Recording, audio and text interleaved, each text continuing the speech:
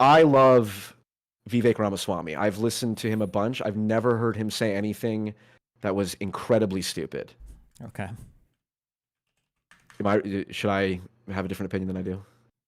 I think you said what, this is a while back. Again, I don't have evidence. But you said something like, the litmus test for determining whether or not someone is a moron is whether they like Vivek Ramaswamy. And I was like, was it Vivek or was it RFK? It might have been Vivek too. Vivek to me just seemed like he was just an empty populist. He comes up and he says things that sound good, but there's like no empirical backing. There's no like historical backing. It just says things that sounds good, and that's it. Well, that's sort of how I evaluate what you do. Is like, you sound good on a lot of things, and then I say, well, he's probably right on things. I mean, I guess like. Well, what do you think? Like, give me what's a solid policy proposal from Vivek Ramaswamy? Yeah, so I listened to him on Andrew Schultz, one of the leading new media figures of the modern era. He wants to get rid of the Department of Education. Yeah, that's fine. So he's an idiot. Okay. Okay, so why is that a bad policy?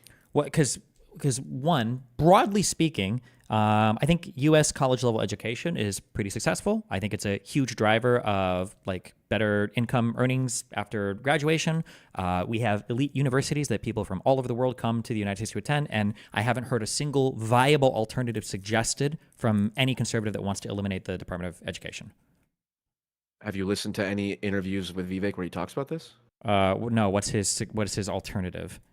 Well, again, I'd point out, like, don't call people so stupid until you've listened to their whole point. Because I listen to it and it sounds good to me, but I genuinely don't know enough to be like, I'd like to have Destiny listen to this and tell me what's fucking wrong with this. I don't have time to listen to every single insane random person that has so I just don't have the time to do it. Fair enough. Yeah. What was his suggested alternative or whatever? He says the Department of Education's original purpose was to stop schools in the South from siphoning money away from black school districts and putting it in white school districts. That was the original purpose of the Department of Education. Now, what the department does is, I think it's like, on average, for a given school. Wait a second. Yeah. The Department of Education, I'm fully admit, I could be totally wrong. The Department of Education is a federal level office that exists in the United States. Do they have impacts on funding for like elementary school and high school stuff?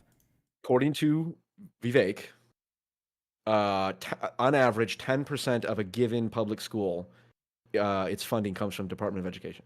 Okay, 10%. But when you said a public school, is that colleges only, or is that also high school? I think it's school. I think it's like K through 12. I don't know much. Okay. I don't know. Okay, so 10%. Okay, so, I'm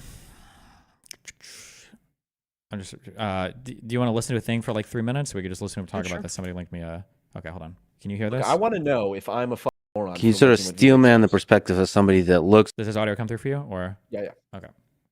At a particular Department of Education, and are saying that the amount of pain that will be caused by closing it and firing 75% of people will be too much.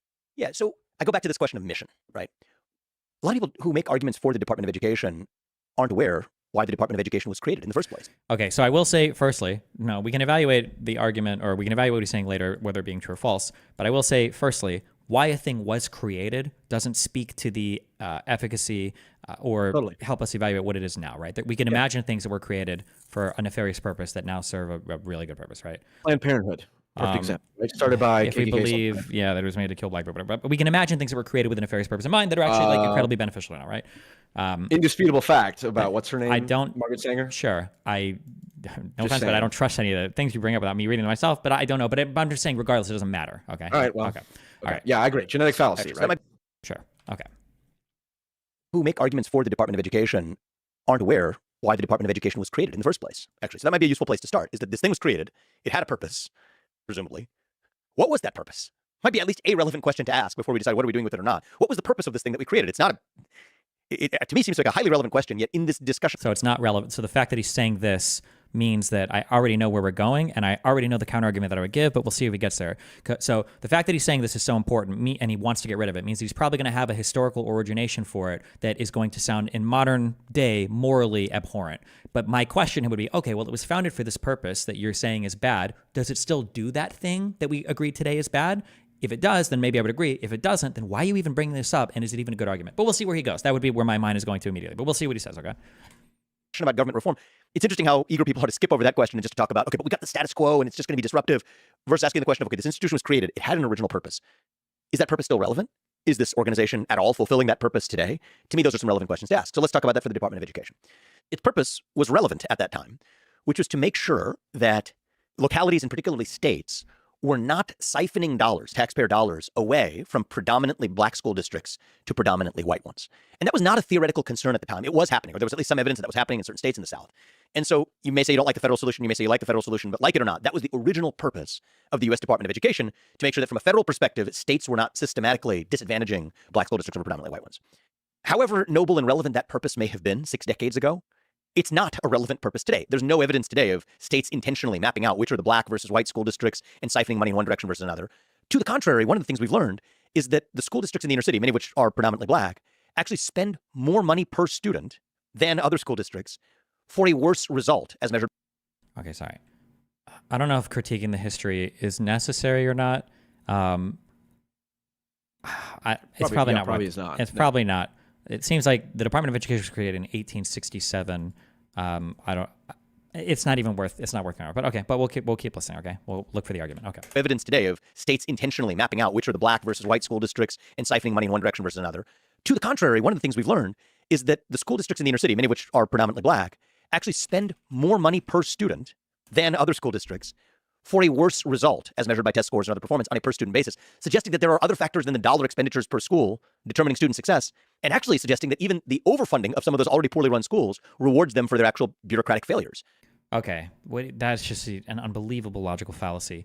I am familiar empirically with the idea that just throwing more money at things doesn't necessarily make those outcomes better when it comes to education, but there are other really basic like statistical things that we can imagine are at play. So for instance, if I spend $10,000 on chemotherapy versus $1 million on chemotherapy, there might be very little difference in patient outcome, but that doesn't mean that I could just spend $0 on chemotherapy. There might be like thresholds at the top or bottom that significantly alter outcomes, number one. Number two, just because spending more money doesn't improve outcomes doesn't necessarily mean that when we spend more money, we're creating worse outcomes. Again, to go with the hospital example, my guess is the more money that you spend on a patient, probably the worse outcomes that patient has. But why? If I go to the hospital, they're probably spending what? $100 to take my wisdom tooth out, or $1,000 for a wisdom tooth extraction or whatever. But if I go in and I have like major surgery, that's probably way more expensive, but it's major surgery. I'm more likely to die. That's just one example of how what he's saying doesn't necessarily logically follow. It doesn't necessarily mean that he's wrong. He could go on to demonstrate why spending more money on a bureaucracy is like creating worse outcomes, but he needs to demonstrate that because what he said so far isn't a logical argument, right? You agree with me so far? Sure. Okay. Yeah. Okay. All right. Go on. So against that backdrop, the Department of Education has instead extrapolated that original purpose of what was a racial equality purpose to instead implement a different vision of racial equity through the ideologies that they demand in the content of the curriculum that these public schools actually teach. So Department of Education funding. So the federal government cannot dictate curriculums to school. So he might just be referring to colleges here. I'm not sure, but there is no federal national curriculum. He gives an example of what he's talking about. All right, we'll hear it. I have listened to this clip. Sure. Okay. So federal funding accounts for about, giving you round numbers here, but around 10% of the funding of most public schools across the country. But that comes with strings attached. So in today's Department of Education, this didn't happen back in 1970, but it's happening today. Ironically, it's funny how these things change with the bureaucracies that fail. They blow smoke to cover up for their own failures. Well, things could also just change because new problems arise in front of us and you have to confront and deal with, like the idea that the bureaucracies expand or the bureaucracies are dealing with different issues today than they did in the past. This obviously, yes, we have different issues today in the past, but whatever. All right. What happens with today's Department of Education? They effectively say you don't get that funding unless you adopt certain goals deemed at achieving racial or gender equity goals. And in fact, they also intervene in the curriculum where there's evidence of schools in the Midwest or in the Great Plains that have been denied funding because Department of Education funding so long as they have certain subjects like archery. There was one instance of a school that had archery in its curriculum. I find that to be pretty interesting, actually. I think that... Is he talking about like Title IX stuff? I wish he... Okay, do I want to look at the specific example? We don't... Sorry, go ahead. I mean... Well, because like... We don't have hold to. on. Well, there wanna... because this is another issue that I have. I hate this guy so much. Thank you for reminding me why I hate this guy so much. Things that he's saying are so broad that there are worlds where what he's saying could be so horrible, like, wow, this is a big problem, or things where what he's saying are like, well, this is actually good. I like this. So, for instance, what he's saying right now that like the federal government forces you to have certain equality things or whatever, and otherwise they'll pull your funding. Well, that could be a world where they're like, you have to teach critical race theory to first graders and tell them that they can be trans if they want to, right? And I'd be like, okay, well, this is really bad. But what if it's like, Agreed. Title IX stuff where it's like, if you've got sports teams for men, you need to have equivalent sports teams for women, or like you can't discriminate against, you can't have like race-based like adoption for students. You can't like say we want 10% black. Well, okay, I don't know if that's that bad. That's probably fine. We probably expect that from publicly funded things, right? So I would need more examples there. But it sounds like he's giving one about archery. Hold on. Archery. There was one instance of a school that had archery in its curriculum. I find that to be pretty interesting, actually. I think you have different kinds of physical education. This is one that combines mental focus with physical aptitude. But hey, maybe I'm biased. Doesn't matter whether you like archery or not. I don't think it's the federal government's job to withhold funding from a school because they include something in their curriculum that the federal government deems inappropriate. Okay, I have to look this one up. So federal government withhold funding archery school.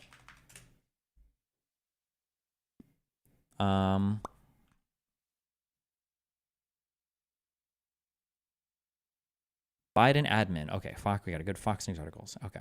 Biden admin withholding key funding for schools with hunting and archery programs. That's leveling a direct attack on hunters' ability to pass down hunting to the newest generation. Okay, sorry. Biden administration is blocking key federal funding earmarked under the Elementary and Secondary Education Act of 1965 for schools with hunting and archery programs. Okay. According to federal guidance circulated among hunting education groups and shared with Fox News Digital, the Department of Education determined that under the Bipartisan Safer Communities Act, BSC-A passed last year, school hunting and archery classes are precluded from receiving federal funding. The interpretation could impact millions of American children enrolled in such programs. Okay, so two huge problems right here. So one is, it sounds like this is going to be statutory interpretation from the federal government from a law passed by Congress. So this is a law passed by Congress, Bipartisan Safer Communities Act. So one, there's a law from Congress, so I wouldn't necessarily blame Biden. But then two, are they saying that they would pull funding from the entire school? Or are they just saying that the classes, just those classes themselves might not receive federal funding? Because that's a significantly different thing, right? Would you agree with that? Maybe, sure. Right, like let's say the federal government said we're also not going to fund like pottery gendered classes or something. Right? That's probably I don't know if right. I would not want my federal tax dollars going to pottery. Yeah, maybe that we probably don't want to fund every single thing that a school might have. However, okay, so it's a negative for children. As a former educator of 30 plus years, I was always trying to find a way to engage students. You got every Fish and Wildlife trying to do this. According to the organization, some of these schools have canceled. Okay, some of these schools have already canceled plans to include archery or hunting education courses in the curriculum due to the Education Department guidance. In June 2022, the BSCA was passed with large majorities in the House and Senate. Meaning Democrats and Republicans. The push passed the bill, which broadly seeks to promote safer, more inclusive, and positive school environments. When the education came after mass shootings, the legislation includes an amendment listing prohibited uses of federal school funding. That amendment prohibits the ESEA funds from helping provide any person. Okay. So part of this legislation, that amendment prohibits the ESEA funds from helping provide any person with a dangerous weapon or to provide training in the use of a dangerous weapon. So it sounds like this was a law that was passed by Congress that includes this provision. The federal government's job is to interpret that law and then enforce it appropriately.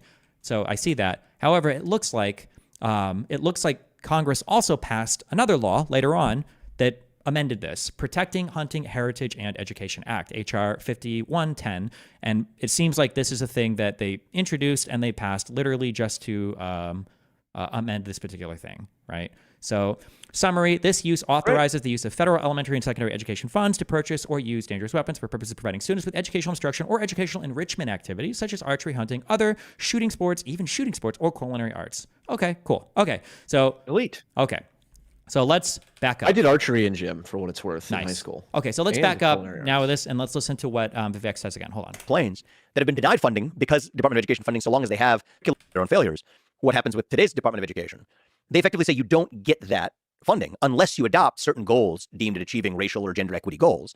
And in fact, they also intervene in the curriculum where there's evidence of schools in the Midwest or in the Great Plains that have been denied funding because Department of Education funding, so long as they have certain subjects like archery. There was one instance of a school that had archery in its curriculum. I find that to be pretty interesting, actually. I think that. So his presentation on here, the way that I'm hearing him present this, and unfortunately, I guess is one of the reasons why I have to read so much today. Just hearing his summary here, I would never trust this guy to tell me a single true fact in the history of all of anything he would ever talk about. I wouldn't trust anything he says. The fact that he's not mentioning that this was a recent law passed by Congress that dictated in the law that funds can't go to things that enable students to train with weapons. The fact that this wasn't just a random rule that came from from the executive, but it came after a new law was passed by Congress, and that Congress even passed another law to change it. He makes it sound like, right, the takeaway here is that, like, wow, the Department of Education is just telling kids they can't even learn archery for no reason. That's evil and horrible. This is like just totally whatever. But sorry, we'll keep going. 2.5 minutes. That I think you have different kinds of physical education. This is one that combines mental focus with physical aptitude. But hey, maybe I'm biased. Doesn't matter whether you like archery or not. I don't think it's the federal government's job to withhold funding from a school because they include something in their curriculum that the federal government deems inappropriate. So the federal government didn't deem it inappropriate. The Congress did. I don't know if he doesn't know how the three branches of government work. I don't know if he's completely and totally ignorant on every function of the government. A lot of conservatives seem to not understand how any of the branches of government work. The federal government, the executive branch, cannot make decisions on its own about laws. They can only make decisions about rules which come from laws. And this rule did come from a law that was passed by the legislature, by Congress. But maybe he doesn't know that because he's as far as possible. Locality found that to be a relevant locus of education. So what you see then is an abandonment of the original purpose that's long past. You don't have this problem that the Department of Education was originally formed to solve of siphoning money from black school districts to white school districts and laundering that effectively in public funds. That doesn't exist anymore. So they find new purposes instead, creating a lot more damage along the way. So you asked me to steelman it, and can I say something constructive rather than just, pounding down on the other side? One way to think about this is, for a lot of these agencies, were many of them formed with a positive intention at the outset? Yes.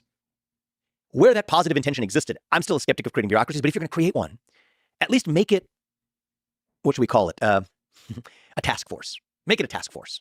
A task force versus an agency means after it's done, you celebrate, you've done your work, pat yourself on the back, and then move on, rather than creating a standing bureaucracy, which actually finds things to do after it has already solved or addressed the first reason it was born in the first place. And I think we don't have enough of that in our culture. Right? I mean, even if you have a company that's generated tons of cash flow and it solved a problem, let's say it's a biopharmaceutical company that developed a cure to some disease, and the only thing people knew at that company was how to develop a cure to that disease, and they generated a boatload of cash from doing it. At a certain point, you could just give it to your shareholders and close up shop, and that's actually a beautiful thing to do. You don't see that happen enough in the American consciousness and the American culture of when you create what? I'm sorry, and I could just learn it. What large pharmaceutical company was founded with the purpose of inventing a single drug and then closing shop? But an institution has achieved its purpose. Almost done. Celebrate it and then move on. And I think that culture in our government would result in a vastly restrained scope of government rather than today. It's a one-way ratchet. Once you cause it to come into existence, you cause new things to come into existence, but the old one that came into existence continues to persist and exist as well. And that's where you get this metastasis over the last century. Okay, that's what a ridiculously stupid. Okay, so that's him. All right. So what? Maybe later on he suggests it. You know that like all federal loans, like student loans and federal aid and all that for college, all of that comes from the federal government. Did he suggest like a replacement to any of that, or? He's. You talking about for that? Like what was it? Yeah, what is he replacing it with? If he wants to get rid of it, or the management, all those student loans and stuff. Yep. I know. He said you can remove a lot of the funding for the for the Department of Education. Mm-hmm. Return that back to parents or school districts, and then anything else that is important, like because the Department of Education is involved in like vocational training and stuff, put that under the Department of Labor, which seemed reasonable to me. Okay. Is there a single other country or example that he can point to where somebody does that? I don't know. Don't you think that maybe that would be important? Well, I don't know. Prior to you even pulling up that clip, I asked you, are you even open-minded that you could be wrong on this? Yeah, of course I am. He could have You given said no. Wait, no on what? Oh, wait, maybe you said, was it maybe the Maha thing? I thought I asked, maybe I didn't, I don't know. I think you asked me like, oh, no, you asked me if I could be wrong about the Maha thing. And I said no, because I just look at like the exit polling stuff. I mean, like there is a world where you could show me that like let's say that we look at like of all the people who voted on the economy, 92% of people who said that they think the economy is most important thought it was important because of chronic disease or something like that. Or, I mean, there are worlds you convince me, but like it wouldn't just be like these are my vibes and that's why I think it's better than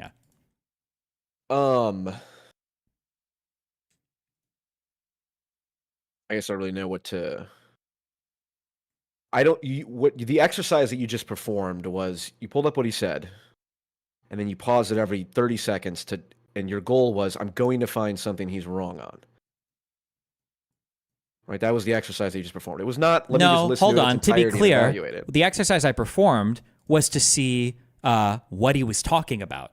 right? I didn't know anything about that archery thing. It might have been that when I looked it up, Biden might have said, these kids, we're not going to do archery anywhere because I hate archery. Okay. Even I wouldn't have said that Biden would have done that. Sure. But I mean, I didn't even know what he was referring to. It could have been the case that I started looking all this stuff up and it's like, oh shit, that is pretty dumb. I don't know why the Department of Education would do this. I think that's stupid, right? That is possible. Well, like you said, the Department of Education was interpreting a law and doing the, what do you call it? The execution of it. That's the executive branch, right? Yeah.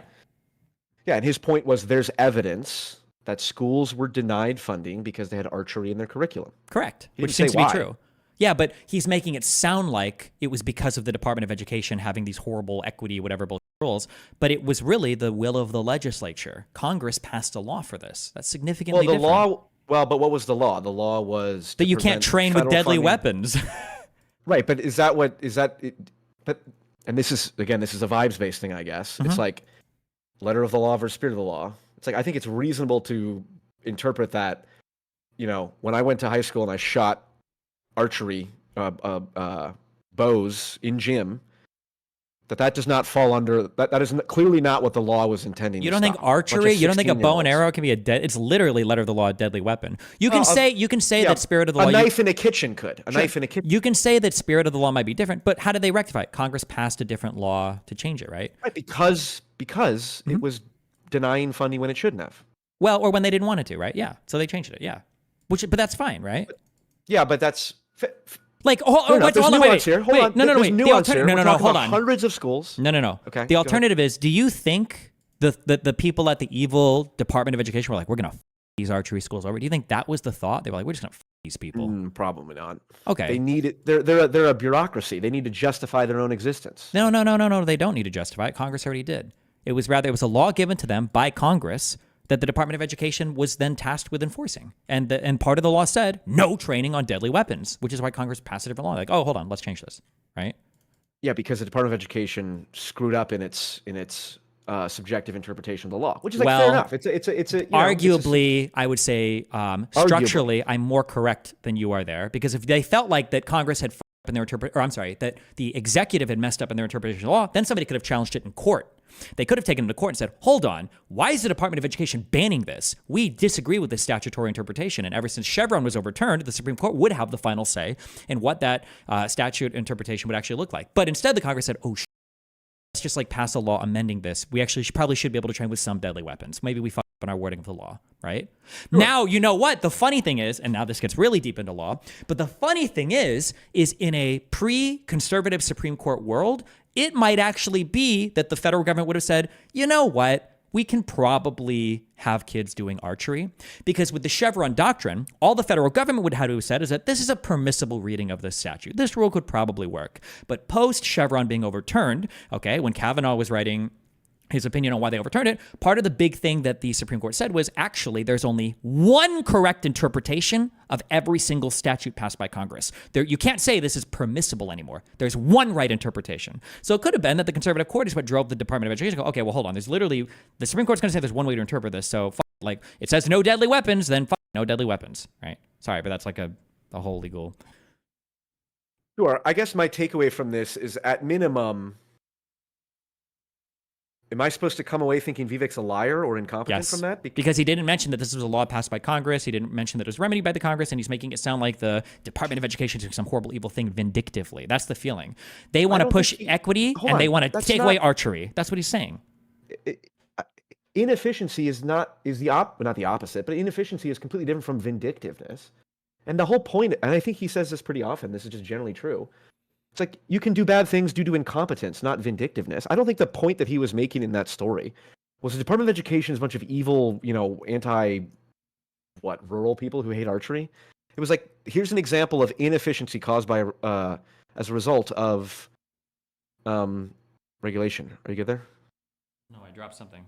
Now it's going to drive me crazy. Keep going. I'm listening. I wouldn't agree that was because he could just say that. You could, and also because also as a business person, which ostensibly, right, isn't he supposed to be or would have been a business person? If you're going to talk about, I think that a huge red flag. There are so many red flags he threw up in that conversation. But another red flag is, well, when you talk about an inefficiency, what do you mean by that? being inefficient here? What's our input? What's our output? And what's being modulated in a bad way, right? Is he saying inefficient in that like the dollars aren't being spent well for the educational outcomes that they're attaining? He kind of pointed out the difference between like black schools and white schools or whatever. But if that's the case, how would dissolving the Department of Education even help those inefficiencies? If the money just goes back to the people and the people keep spending it, like, are we assuming they'd spend it a different way? Like, he didn't give a good, and he's saying that literally the Department of Education only exists to continue to propagate itself, which makes it sound like they're acting, if not maliciously, then like grossly incompetently. Like, just nothing, it's just not a good. Would you advise that anyone listening to this do not even waste your time listening to Vivek talk with anyone about anything? Yeah, anymore? Vivek is a way. Well, I mean, you can listen to him if you want to understand like politically what he's saying, but don't learn anything from Vivek. You have to fact check everything after that. Yeah, he's a liar, of course. He's lying politically. Yeah. I appreciate that, Destiny. All right, bye. Remember to hit that like and subscribe, and don't forget the notification bell so that my videos show up right in your feed.